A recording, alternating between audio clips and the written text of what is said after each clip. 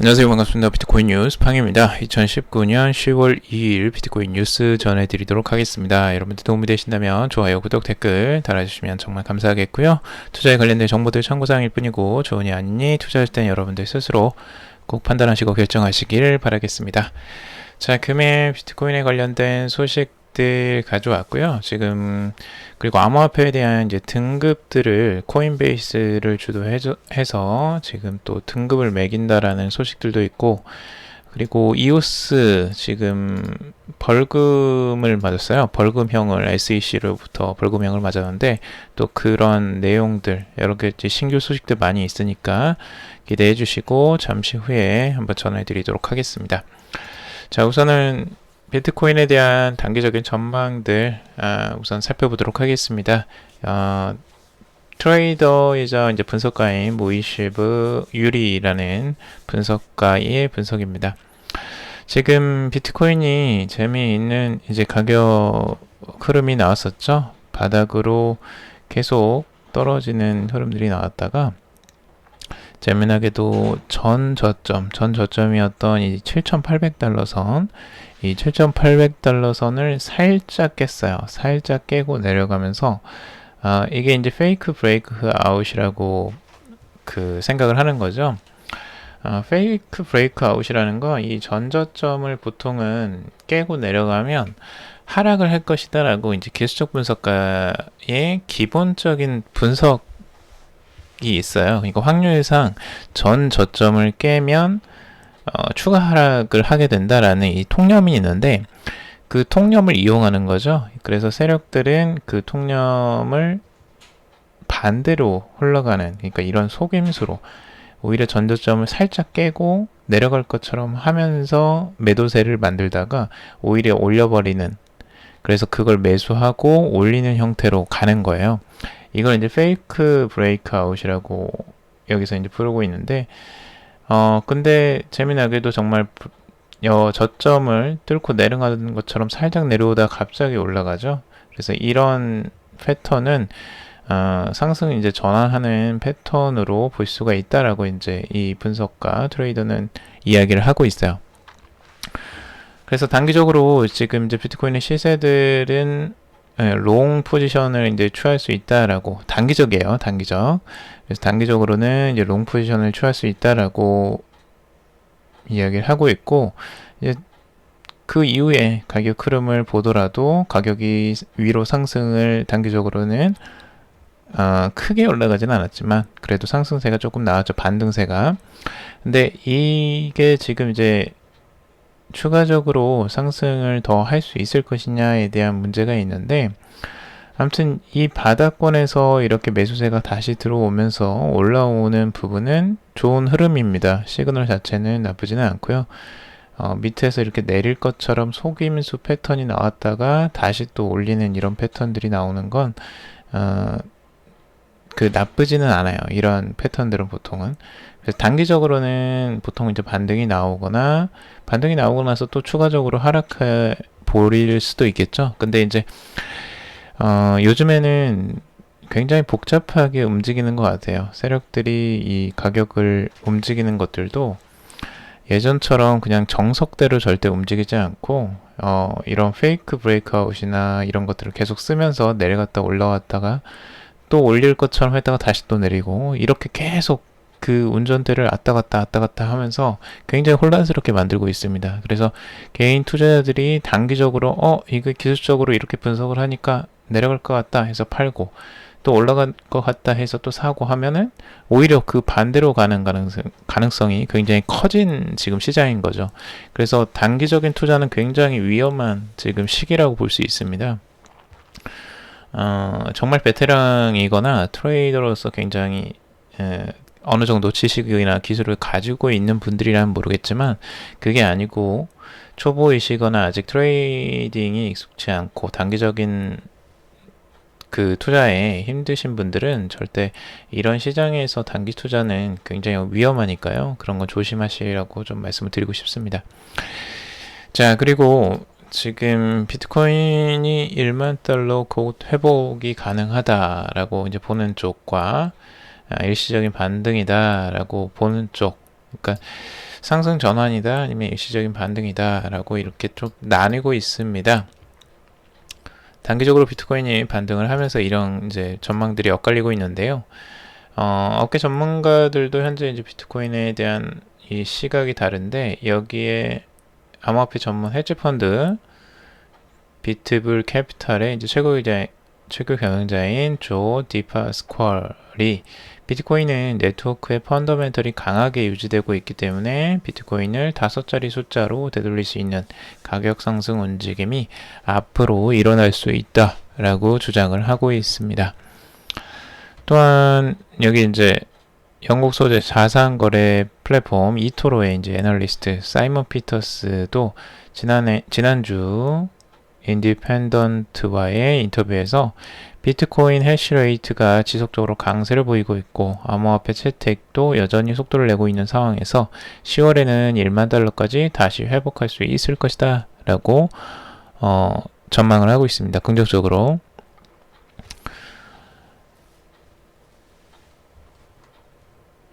그리고 이번에 이제 JP모건의 부사장이었던 톰 베이지, 베테랑 딜러이죠. 톰 베이지가 블록TV와의 인터뷰에서 비트코인은 전체적인 움직임은 현재 42% 하락했는데 이는 비트코인이 40% 하락했다가 다시 반등하는 전형적인 패턴이다. 그리고 비트코인이 떨어질 여지가 훨씬 더 많을 수도 있다라고 투자 주의를 당부했다고 합니다.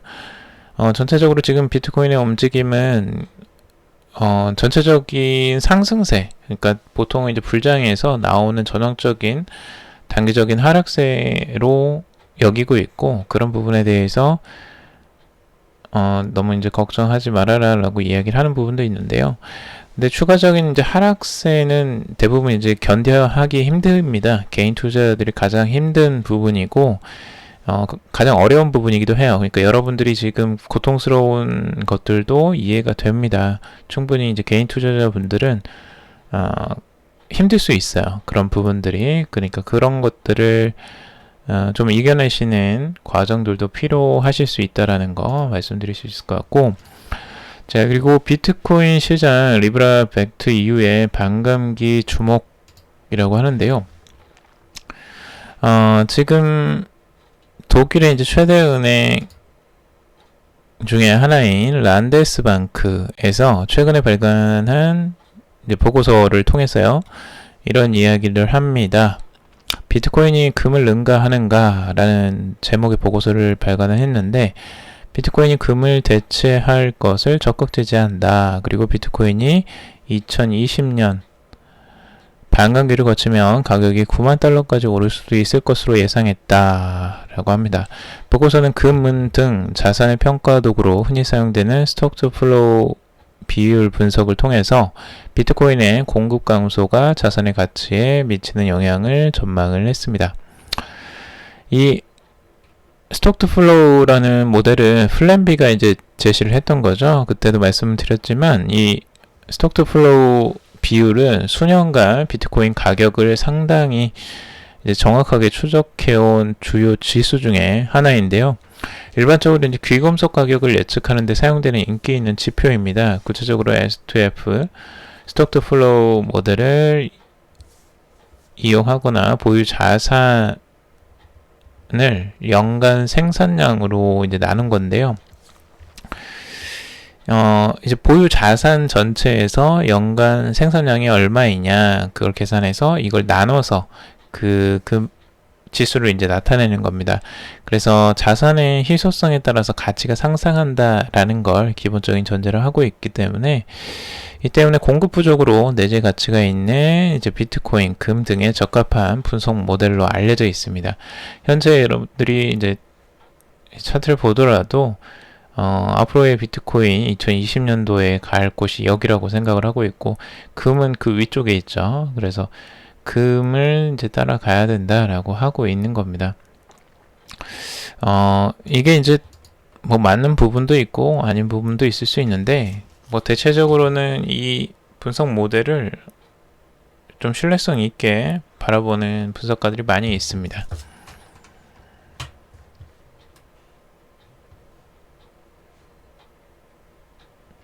그리고 유명 암호화폐 전문 애널리스트인 이제 알렉스 크루거가 또 여기에 한마디를 했는데요. 많은 이들이 비트코인 반감기를 시세 상승 요인이라고 확신을 한다. 하지만 꼭 그렇지 않을 수도 있다. 그리고 이런 주장을 뒷받침하는 근거가 충분하지 않다. 시세 상승장이 나타날 때에는 여러 요인이 복합적으로 작용한다라고 말을 했습니다. 그래서 아마 많은 이들이 이러한 주장에 거부감을 느낄 것이다. 어느 투자자가 반감기의 상승 호재가 아닐 수 있다라는 의견에 동조하고 싶겠는가.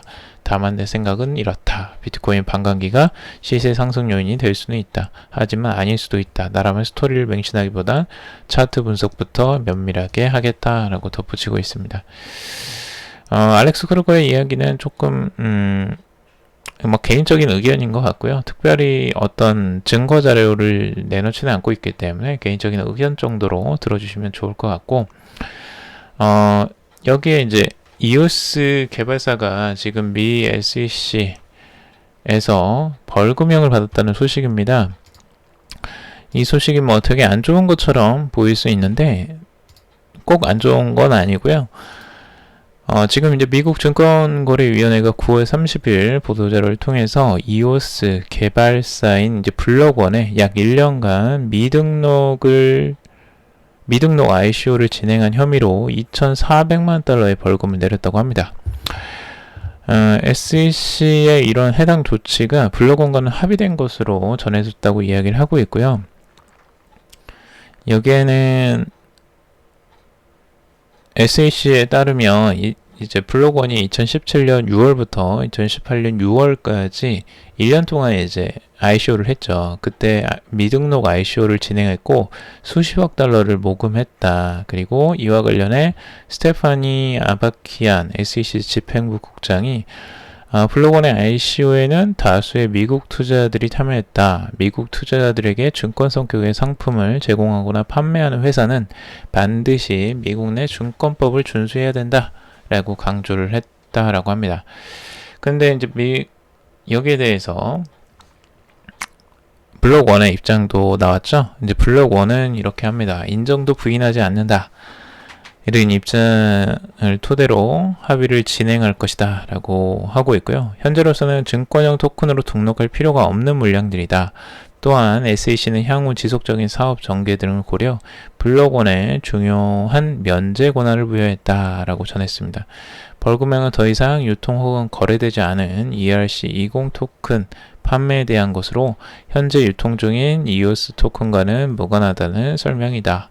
또한 SEC가 특별 면제 권한을 부여한 만큼 향후 이와 같은 유형의 사건에 적용되는 기존 행법에 어떠한 규제도 받지 않는다고 덧붙였습니다. 재미난 해석이죠. 그러니까 이게 SEC에서 뭐 벌금을 받고 이거 자체가 꼭 나쁜 의미만은 아닌 거예요. 지금 요걸 조금 더 자세히 해석을 해보자면 지금 알렉스 크루거는 이거에 대해서 이야기를 했는데 근데 블록1의 벌금형이 확정되면서 SEC는 암호화폐 기업에 그린라이트를 켜준 셈이다 라고 이야기를 하고 있습니다. 이게 왜 그러냐면 지금 전체적으로 보면 EOS의 모금액이 41억 달러입니다. 그리고 SEC 벌금은 2,400만 달러예요. 그러니까 전체 벌금의 비중의 약 0.6%에 불과하다는 거죠. 이렇게 되니까 전체적으로는 뭐 크게 손해본 게 아니에요. 이 블록1 쪽에서는 오히려 엄청난 그 ICO를 통해서 투자금을 받아들였는데 그 투자금의 정말 미미한 0.6%만 벌금으로 냈고 이 벌금을 내므로써 오히려 이런 규제나 이런 부분을 털어버리는 형태가 되어버린 거죠. 그래서 이런 해석도 있습니다. 실제로 겉보기에는 상당히 좋지 않은 소식처럼 들리겠지만 여기 이제 벌금의 액수보다 높은 금액으로 예전에 웹사이트를 구축했었던 적도 있기 때문에 이 돈이 그렇게 크진 않다는 거죠, 지금. 그리고 이제 EOS는 SEC와의 합의를 통해 더는 규제기관의 눈치를 보지 않아도 되며 결국 이는 곧바로 EOS가 미국 내 암호화폐 거래소에서 거래할 수 있음을 뜻한다 라고 이야기를 하고 있습니다. 그러니까 오히려 이제 속 시원하게 거래소에서 거래를 할 수 있게 된 거예요. 그러니까 SEC가 길을 터준 거죠. 어찌 보면. 그러니까 이런 부분들이 그러니까 나쁘게 해석이 되는 게 아니라 오히려 좋게 해석이 되고 있습니다. 그리고 나중에 이런 ICO 프로젝트들이 이 블락원의 길과 똑같은 길을 갈 가능성들도 충분히 열려버린 거죠. 그래서 SEC의 지금 이번 결정이 앞으로 어떤 파장을 불러오게 될지가 이제 굉장히 중요한 부분인 것 같습니다. 앞으로 주목해 봐야 될 것 같고, 지금 SEC는 이런 벌금형을 통해서 과연 어떤 규제책을 또 내놓게 되고, 다음 ICO들은 어떻게 또 진행이 될지, 오히려 길을 열어주는 꼴이 돼버렸으니까요. 이런 부분들을 한번 자세히 한번 살펴봐야 될 것 같습니다. 자, 그리고 한국은행 지금 2020년 상반기 리브라 상용화 불확실하다라고 전망을 하고 있습니다.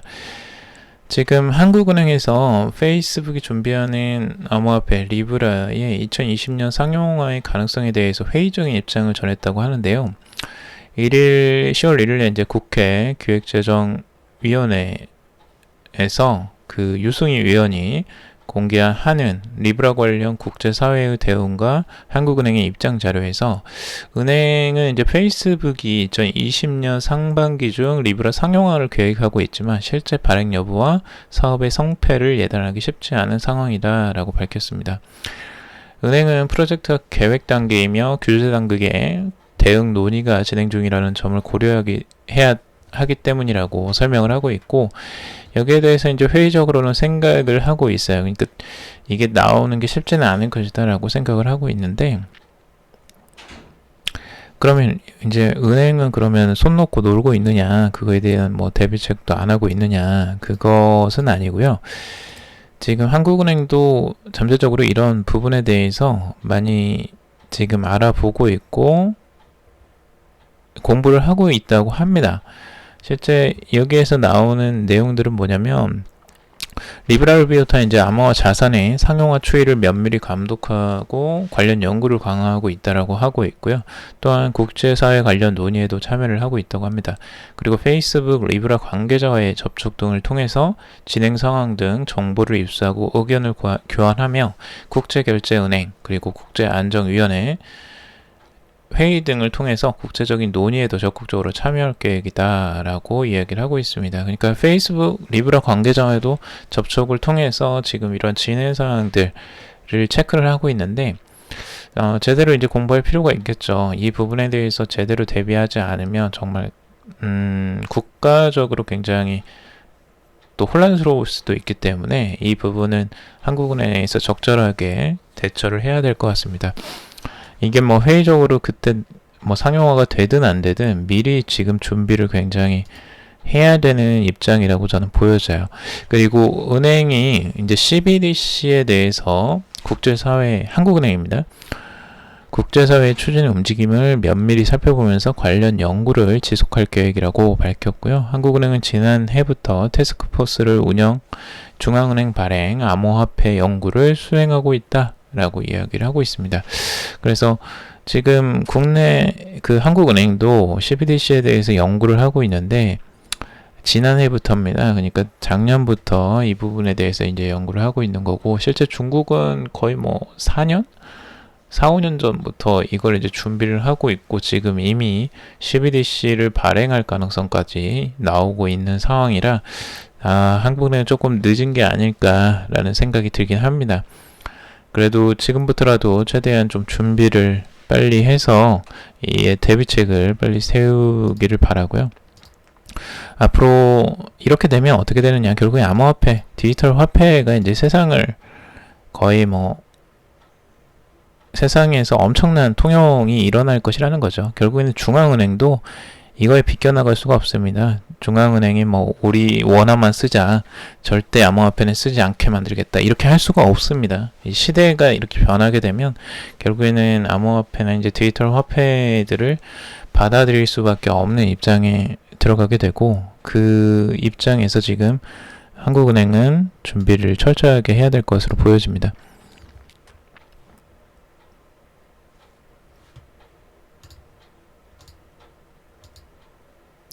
자, 그리고 코인베이스주도 암호화폐 평가위원회가 출범된다라고 하고 있는데요.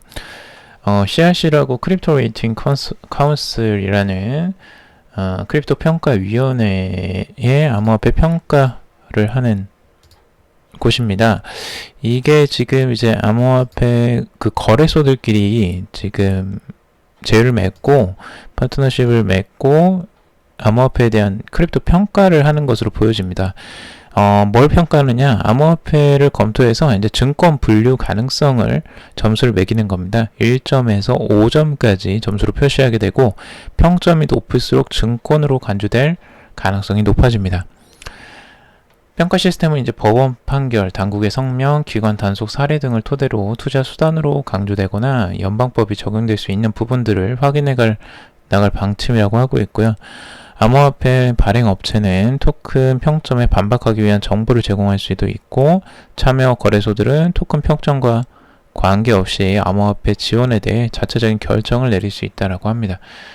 지금 SEC에서 아까 이오스의 그 블랙원의 벌금형을 이렇게 맞는 부분들을 보면서 지금 거래소들도 화폐에 대한 자체적인 그런 단속이나 규제 같은 게 필요하다라고 이제 느끼는 것 같아요. 그래서 이 증권으로 간주되는 코인 같은 경우는 나중에 문제가 될 수 있기 때문에 이 거래소 자체 내적으로 이런 위원회를 만들고 지금 이제 평가를 하는 거죠.